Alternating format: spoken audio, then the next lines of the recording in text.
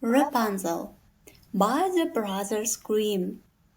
There were once a man and a woman who had long in vain wished for a child. At length the woman hoped that God was about to grant her desire. These people had a little window at the back of their house from which a splendid garden could be seen, which was full of the most beautiful flowers and herbs. It was, however, surrounded by a high wall, and no one dared to go into it because it belonged to an enchantress who had great power and was dreaded by all the world. One day the woman was standing by this window and looking down into the garden, when she saw a bed which was planted with the most beautiful rampion Rapunzel, and it looked so fresh and green that she longed for it and had the greatest desire to eat some. This desire increased every day, and as she knew that she could not get any of it, she quite pined away, and looked pale and miserable. Then her husband was alarmed and asked, "What aileth thee, dear wife?" "Ah," she replied, "if I can't get some of the rampion which is in the garden behind our house to eat, I shall die." The man who loved her thought, "Sooner than let thy wife die, bring her some of the rampion thyself, let it cost thee what it will." In the twilight,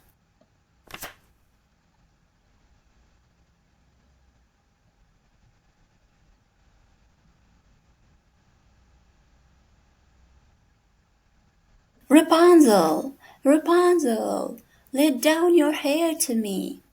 Rapunzel had magnificent long hair, fine as spun gold, and when she heard the voice of the enchantress, she unfastened her braided tresses, wound them round one of the hooks of the window above, and then the hair fell 20 ells down, and the enchantress climbed up by it.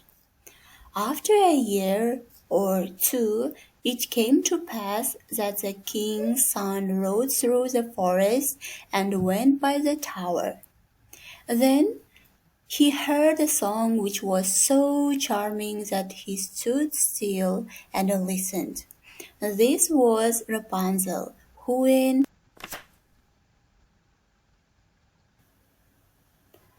her saluted passed her time in letting her sweet voice resound. The king's son wanted to climb up to her and looked for the door of the tower, but none was to be found. He rode home, but the singing had so deeply touched his heart that every day he went out into the forest and listened to it. Once, when he was thus standing behind a tree, he saw that an enchantress came there, and he heard how she cried, "Rapunzel, Rapunzel, let down your hair." Then Rapunzel let down the braids of her hair, and the enchantress climbed up to her. "If that is the ladder by which one mounts, I will for once try my fortune," said he. And the next day, when it began to grow dark, he went to the tower and cried, "Rapunzel, Rapunzel, let down your hair." Immediately the hair fell down, and the king's son climbed up. At first Rapunzel was terribly frightened when a man such as her eyes had never yet beheld came to her. But the king's son began to talk to her quite like a friend, and told her that his heart had been so stirred that it had let him have no rest, and he had been forced to see her. Then Rapunzel lost her fear, and when he asked her if she would take him for her husband, and she saw that he was young and handsome, she thought, he will love me more than all Dame Gothel does. And she said yes, and laid her hand in his. She said, I will willingly go away with thee, but I do not know how to get down. Bring with thee a skein of silk every time that thou comest, and I will weave a ladder with it. And when that is ready, I will descend, and thou wilt take me on thy horse. They agreed that until that time he should come to her every evening, for the old woman came by day.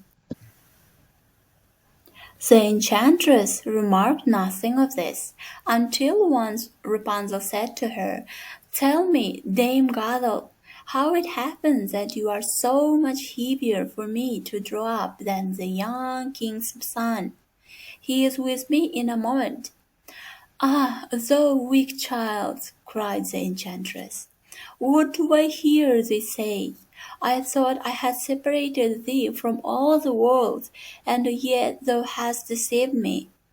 In her anger she clutched Rapunzel's beautiful tresses, wrapped them twice round her left hand, seized a pair of scissors with the right, and snap they were cut off, and the lovely braids lay on the ground.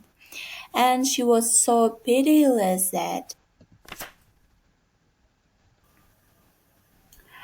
she took poor Rapunzel into a desert where she had to live in great grief and misery. On the same day, however, that she cast out Rapunzel, the enchantress in the evening fastened the braids of hair which she had cut off to the hook of the window, and when the king's son came and cried, Rapunzel, Rapunzel, let down your hair. She let the hair down. The king's son ascended, but he did not find his dearest Rapunzel above. But the enchantress, who gazed at him with wicked and venomous looks, Aha! She cried mockingly, thou wouldst fetch thy dearest, but the beautiful bird sits no longer singing in the nest. The cat has got it, and will scratch out thy eyes as well. Rapunzel is lost to thee, thou wilt never see her more. The king's son was beside himself with pain, and in his despair he leaped down from the tower. He escaped with his life, but the thorns into which he fell pierced his eyes. Then he wandered quite blind about the forest, ate nothing but roots and berries, and did nothing but lament and weep over the loss of his dearest wife. Thus he roamed about in misery for some years, and at length came to the desert where Rapunzel with